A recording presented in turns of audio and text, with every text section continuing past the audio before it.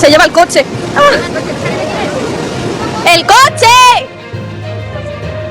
Murcia, Spain, Sunday, November 3, 2024.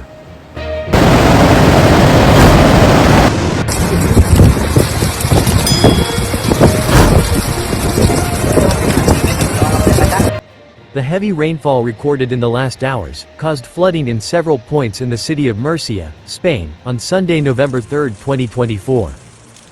The most affected areas are the Mazarrón area, especially in the Totana and Lorca basins, and Águilas, where the highway turned into a fairly fast-flowing river.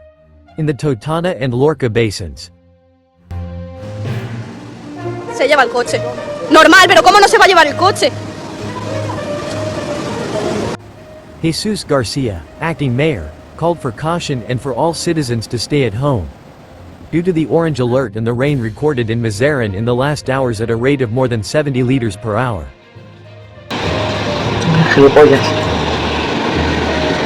Está llevando el coche, Manoli. ¿Y la policía aquí no puede hacer nada o qué?